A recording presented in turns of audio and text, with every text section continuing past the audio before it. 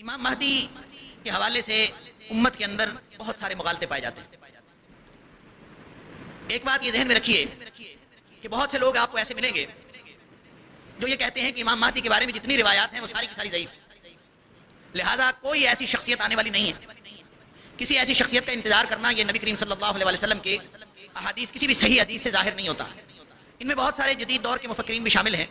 جن میں بر صغیر کے لوگ بھی ہیں، مصر کے لوگ بھی ہیں،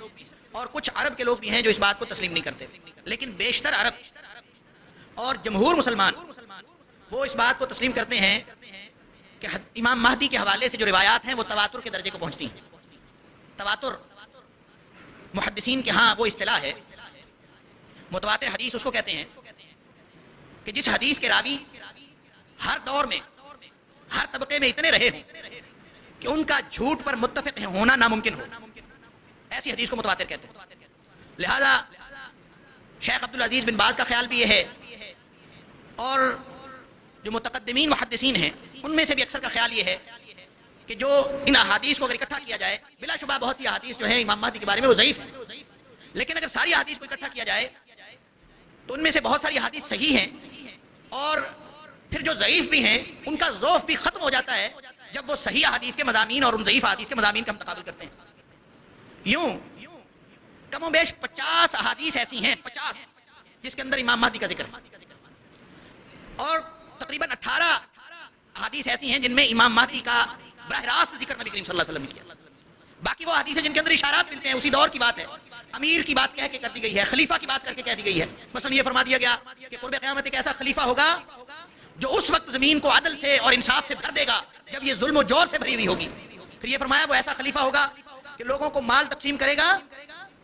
اور وہ بالکل برابری کی سطح پر دے گا، یؤتی المال صحاحا، لوگوں کو برابری کی سطح پر مال تقسیم کرے گا، حق حقوق کا پورا خیال رکھتے ہوئے تقسیم کرے گا۔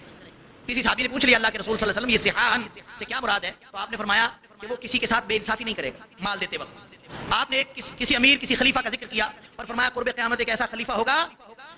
جس خلیفے کے دور میں اللہ اتنی بارشیں نازل فرمائے گا کہ وہ ساری کی ساری رحمت کی بارشیں ہوں گی، اور زمین ایسی کھیتی اگائے گی کہ اس سے پہلے کبھی ایسی کھیتی زمین نے نہیں اگائی ہوگی، اور اس وقت مویشیوں کی بھی اتنی کثرت ہوگی کہ اس سے پہلے کبھی نہیں ہوگی۔ گویا مسلمانوں کے اوپر ایک خوشحالی اور فراوانی کا دور آنے والا ہے، اور ان احادیث کے وہ صحیح حدیث ان کے اندر بھی گویا امام مہدی کے اشارات ملتے ہیں کہ ایک ایسا خلیفہ ہو کہ مہدی ہم میں سے ہے۔ کہیں فرمایا المہدی من اہل البیت، کہیں فرمایا وہ ہمارے اہل بیت میں سے ہے، کہیں فرمایا المہدی منا اہل البیت،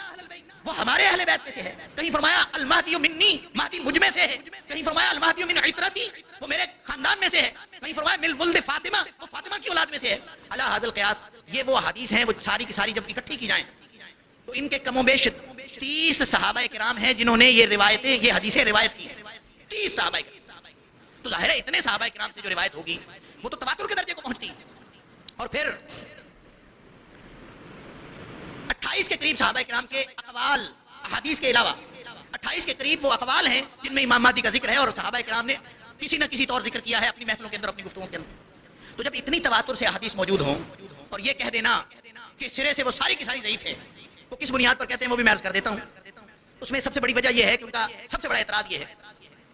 کہ ان ساری 50 کی 50 روایات میں سے ایک بھی روایت ایسی نہیں ہے جو بخاری شریف اور مسلم شریف میں سے ہو، یعنی صحیحین میں سے کوئی حدیث نہیں، متفق علیہ کوئی حدیث نہیں۔ باقی چاروں کتابوں میں سے، سیاستہ کی باقی چاروں کتابوں میں، اور موجم طبرانی کبیر وسط وغیرہ میں، مسند احمد میں، مستدرک حاکم میں، ان میں یہ روایات ہیں، ابو داؤد شریف کے اندر ہیں، ترمذی شریف کے اندر ہیں، نسائی شریف کے اندر ہیں، ابن ماجہ کے اندر ہے۔ اعتراض ان کا یہ ہے کہ اگر یہ صحیح ہوتی تو ان میں سے کوئی حدیث بخاری اور مسلم میں بھی آ جاتی، تو امام بخاری اور امام مسلم کی چونکہ شرائط کڑی ہیں لہذا انہوں نے نہیں لی، تو اس کا مطلب یہ ہے کہ ساری حدیث ضعیف ہے، اور یہ سب سے بڑا اعتراض ہے امام مہدی کے بارے میں حدیث کے اوپر۔ تو دیکھیں اگر ہم یہ طے کر لیں کہ صرف وہ حدیث صحیح ہیں جو صحیحین میں موجود ہیں اور اس کے علاوہ کوئی حدیث صحیح نہیں ہے، تو پھر ہو سکتا ہے کہ امت مسلمہ میں سے بہت سارے مسالک ایسے ہیں جن کا پورے کا پورا مسلک ہی ثابت نہیں ہوتا اگر بخاری اور مسلم کو نکال دیں۔ ان کے بڑے بڑے جو مسالک ہیں، بڑے بڑے گروہ ہیں، وہ جن روایات کے اوپر اعتماد کرتے ہیں وہ سیاہ ستہ کی بھی نہیں ہے، وہ مصنفات میں سے ہیں۔ مصنفات سیاہ ستہ میں نہیں ہوتی، مصنف ایک قسم ہے حدیث کی اور وہ سیاہ ستہ میں نہیں ہوتی، جیسے امام عبدالرزاق کی مصنف المصنف، تو مصنفات میں سے اور ان احادیث کی کتابوں میں سے جو سیاہ ستہ میں سے بھی نہیں ہے ان سے استدلال کیا جاتا ہے اپنے موقف کی دلیل کے طور پر. لیکن امام مہدی کی بات آئی تو انہوں نے کہا کہ جو سنن اربعہ ہیں حدیث کی سیاستہ 6 کتابوں میں سے بخاری اور مسلم کو نکال کر چاہے باقی 4 حدیث کی کتابوں میں موجود ہیں ہم اس کو نہیں مانتے, ہم یہ سمجھتے ہیں کہ صحیح نہیں. اگر یہ اصول بنا دیا جائے تو دین کا ایک بہت بڑا ذخیرہ اس سے ہمیں انکار کرنا پڑے گا, کیونکہ سارا کچھ تو صحیح ہے میں نہیں ہے. بہت سی روایات ایسی ہیں, امام بخاری کی اپنی شرائط ہیں, امام مسلم کی اپنی شرائط ہیں, اور اگر صرف اس تک دین کو محدود کر دیا جائے تو پھر باقی سب کی کیا حیثیت رہ جائے گی. اور یہ اعتراض بھی ایسے لوگوں کا ہے جو حدیث سائنسز ہے, جو حدیث کا علم ہے, جو اس سے ناواقف ہیں, وہ یہ اعتراض کرتے ہیں. وگرنہ جن کو حدیث کا ان کی ٹیکنیکلٹیز کا پتہ ہے ان کو معلوم ہے کہ صحیح حدیث کی شرط یہ نہیں ہے کہ وہ بخاری مسلم میں آئے. صحیح حدیث کی شرائط یہ ہے کہ اس کی سند کے اندر کوئی ضعف نہ پایا جائے, اور اگر سند کے اندر کوئی ضعف نہیں ہے تو بھلے ابن ماجہ میں آئی ہو, جبکہ ابن ماجہ کے اندر سنن ابن ماجہ کے اندر بہت ساری روایات ضعیف ہیں, یہ بات درست,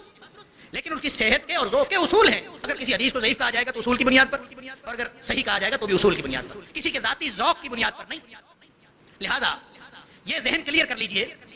کہ امام مہدی کے بارے میں نبی کریم صلی اللہ علیہ وسلم سے جو روایات صحاح ستہ کی سنن اربعہ میں سے موجود ہیں اور دیگر کتابوں میں سے موجود ہیں, ان کی تعداد 50 تک پہنچتی ہے. ان میں سے کوئی نصف کے قریب ضعیف بھی ہیں, لیکن جو نصف کے قریب ہے وہ صحیح ہے, صحت کے درجے کو پہنچتی ہیں. اور ان کے صحیح ہونے کی وجہ سے جب ان کے مضامین کا تقابل کرتے ہیں تو جو سندن ضعیف بھی ہیں مضمون کے اعتبار سے وہ بھی صحیح قرار پاتی ہیں, اس لیے کہ وہ صحیح حدیث کے مضمون کی تائید کرتی ہیں. اور ایک اور بات, جب ہم اشارات کی بات کرتے ہیں نا کہ اشارات دیگر حدیثوں میں موجود ہیں, تو جو امام مہدی کے بارے میں حدیث ہم سنن ابو داؤد کے اندر یا ترمذی شریف کے اندر یا معجم طبرانی کے اندر جب ہم دیکھتے ہیں تو وہی احادیث مضمون کے اعتبار سے بعض اوقات ہمیں مسلم شریف اور بخاری شریف کے اندر بھی ملتی ہے. مثال کے طور پر ایک بات آپ کے سامنے رکھتا ہوں کہ جس حدیث کا ہم جائزہ لے رہے تھے گزشتہ جمعے میں, حضرت ام سلمہ رضی اللہ تعالیٰ عنہ جس کی راویہ تھی,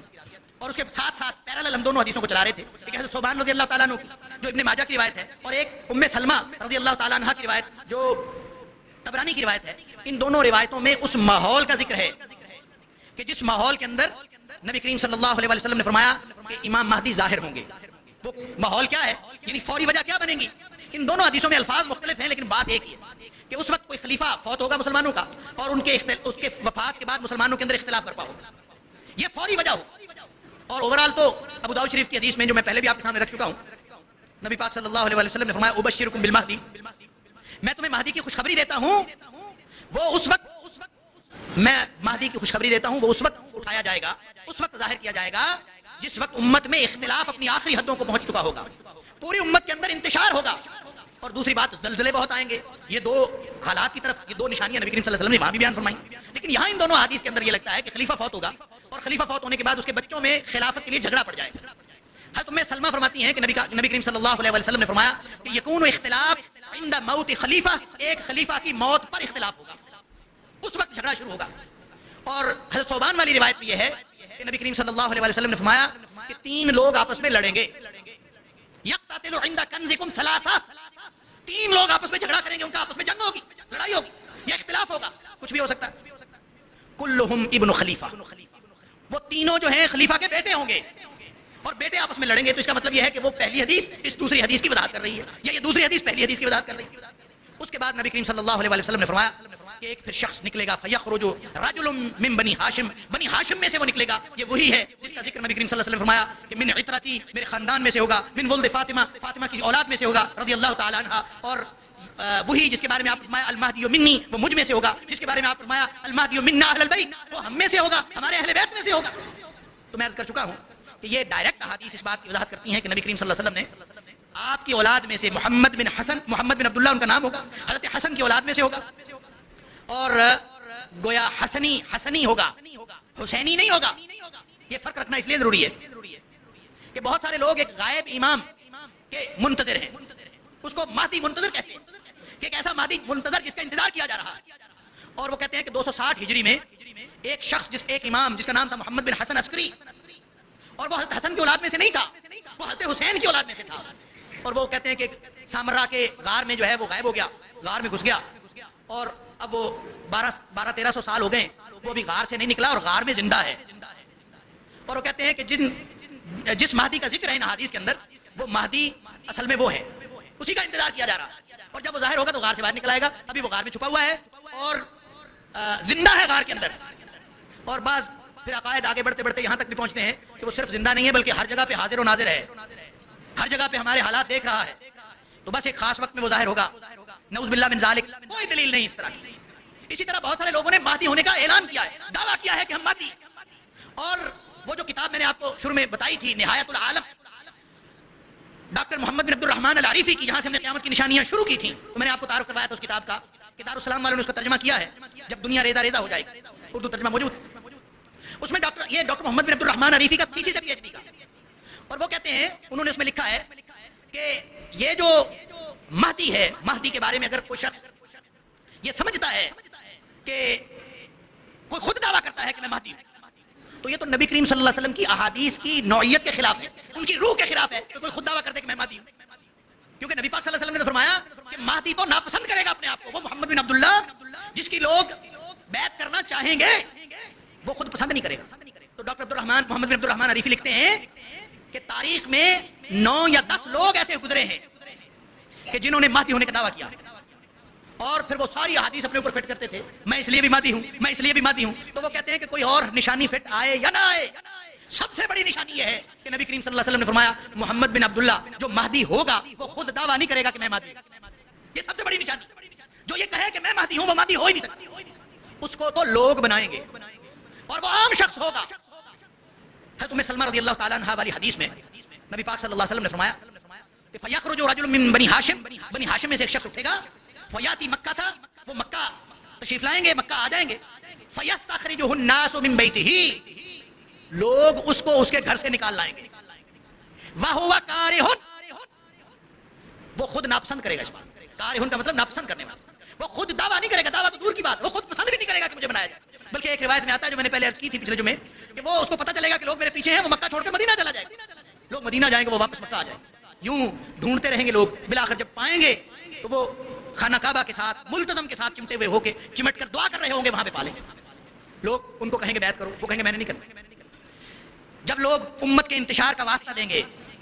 اور بتائیں گے کہ امت کو قیادت کی ضرورت ہے اور آپ قائد ہو سکتے ہیں, امت کی قیادت کریں, تو وہ پھر آگے سے کہیں گے کہ میں پھر بیعت لوں گا تو مر مٹنے کی بیعت لوں گا. اگر تم مر مٹنے کی بیعت کرنے کے لیے تیار ہو, اور مر مٹنے کا راستہ کیا ہے؟ جہاد. جہاد پر بیعت لیں گے, اور بیعت پتہ کہاں ہوگی؟ فَيُبَايِعُونَهُ, وہ اس کی بیعت کریں گے بین الرکن والمقام. نبی پاک صلی اللہ علیہ وسلم نے فرمایا خانہ کعبہ کا وہ کونا جو سب سے مقدس کونا ہے, کون سا کونا ہے؟ حجر اسود والا کونا. اس کونے اور مقام ابراہیم کے درمیان میں بیعت ہوگی, یعنی وہیں بیٹھ کے بیعت ہوگی. اب وہاں پہ بیعت ہو گئی. مسلم شریف کی حدیث میں اس حدیث کی تائید آتی ہے. حضرت حفصہ رضی اللہ تعالیٰ عنہ نے فرمایا, اب اس حدیث میں ام سلمہ نے فرمایا جب وہ بیعت ہو جائے گی فَيُجَهَّزُ إِلَيْهِ جَيْشٌ مِّنَ الشَّامِ, شام میں سے ایک لشکر تیار کیا جائے گا, شام میں سے, امام مہدی کا مقابلہ کرنے کے لیے, کہ جا کے مقابلہ کروں. تو وہ ایک لشکر تیار کر کے امام مہدی کے مقابلے کے لیے مکہ بھیجا جائے گا. حَتَّى إِذَا كَانُوا بِبَيْدَاءَ,